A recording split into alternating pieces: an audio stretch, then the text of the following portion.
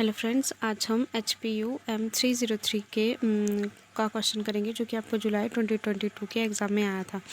ठीक है, तो हमारा क्वेश्चन है let R be a primitive root of integer n, prove that r is to power k is a primitive root of n if and only if GCD of k phi n is equal to 1।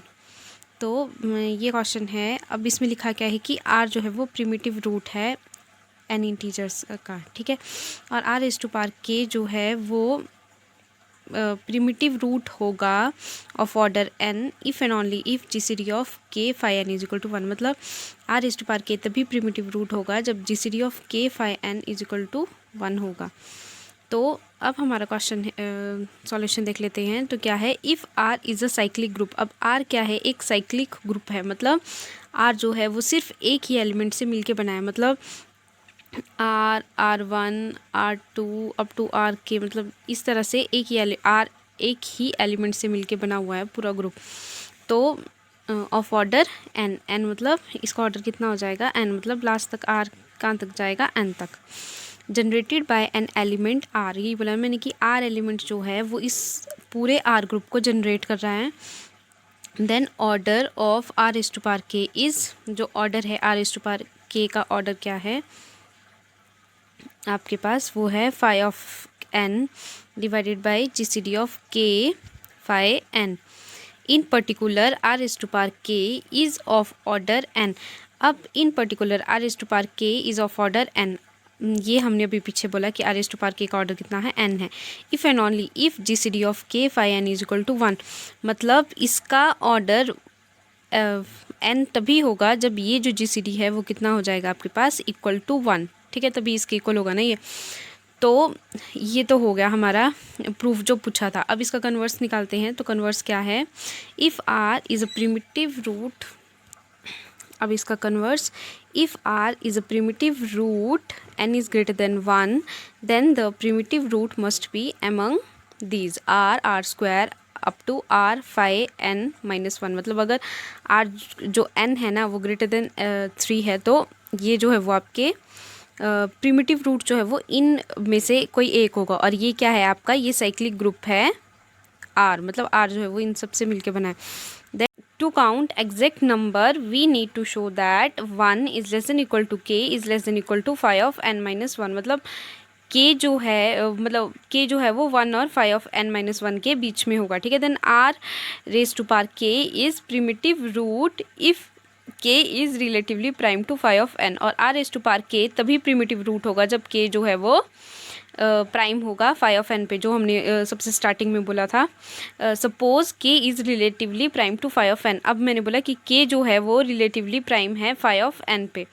तो there exist an integer, so let there exist an integer x and y such that x of k is equal to y of phi of n plus 1। मतलब कभी भी ये दोनों जो हैं वो आपस में क्या होंगे, इक्वल नहीं होंगे। ठीक है, मतलब इनमें से कुछ भी कॉमन ही निकाल सकते हैं हम।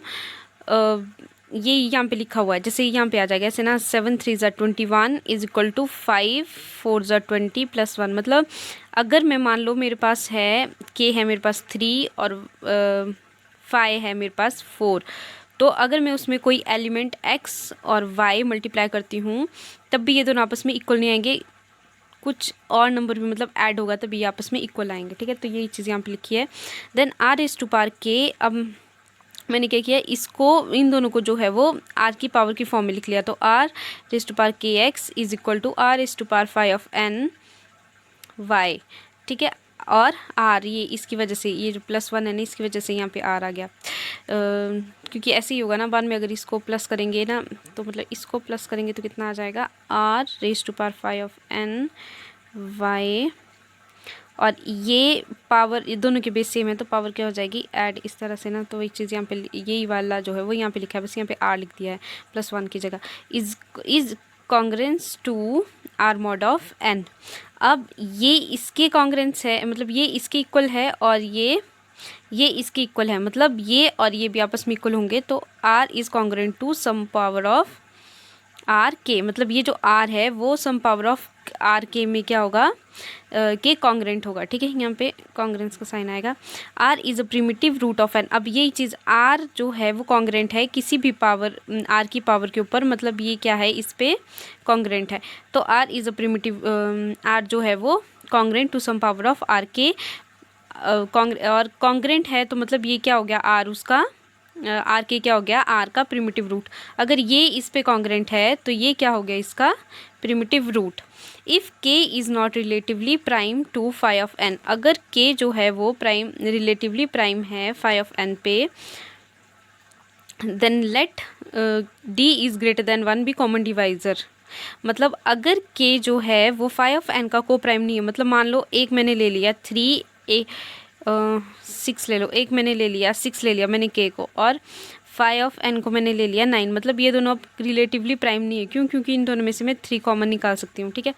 तो ये ले लिया मैंने के और फाई ऑफ एन, दोनों को मैंने मैंने मान लिया कि ये दोनों रिलेटिवली प्राइम नहीं है और इनका कोई ना कोई कॉमन डिवाइज़र है, तो मैंने ले लिया 3 जो है वो इन दोनों का कॉमन डिवाइज़र है, और डी इज़ ग्रेटर देन 1 लिया है ना, तो ये तो ग्रेटर देन 1 नहीं है with common divisor. Then r is to power k phi of N upon D is congruent to 1 mod of n. तो मतलब आर इज टू पार के कितना लिया था मैंने 6, और फाई ऑफ एन कितना लिया था 9, डिवाइडेड बाय डी कितना लिया था 3, is congruent to 1 mod of N, ठीक है।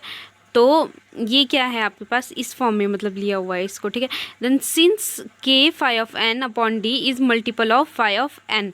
अब देखो अगर मैं इसको डिवाइड करती हूँ तो ये कितना आ जाएगा 18, ठीक है। तो यही चीज़ बोला कि ये जो है फिर phi of N, it follows that are is to power is multiple of phi of N. अब ये जो है वो मल्टीपल होगा फाई ऑफ एन का, तो है ना, फाई ऑफ एन कितना था आपके पास 9 लिया था, और ये आपका आंसर आ गया इसका। तो ये जो है इसका मल्टीपल है, वही लिखा है कि k phi of N upon d, ये जो आंसर आया is multiple of phi of n, तो ये मल्टीपल है फाई ऑफ एन का। It that are is to power k has order is less than equal to phi of N upon d. R is to power k has order is less than equal to phi of N upon d, मतलब r is to power k जो है ना, are is to power के का जो order अब होगा वो फाई एन अपॉन डी से क्या होगा, छोटा होगा, ठीक है। So can not be a primitive root, तो ये क्या है आपके पास प्रिमिटिव रूट नहीं होगा अगर के और फाई ऑफ एन आपस में रिलेटिवली प्राइम नहीं होंगे, क्योंकि इन दोनों का जीसीडी कितना आ गया, अब आपके पास 3 आ गया, ठीक है। फाई ऑफ एन अपॉन 3 आ गया आपके पास, तो ये पॉसिबल नहीं है, यहाँ पे क्या होना चाहिए था 1 होना चाहिए था। तो इसीलिए ये अगर के और फाई ऑफ एन जो है वो रिलेटिवली प्राइम नहीं है, तो ये जो है आपका R S to power k जो है उसका प्रिमिटिव रूट नहीं होगा, क्योंकि ये equal to phi of N नहीं होगा।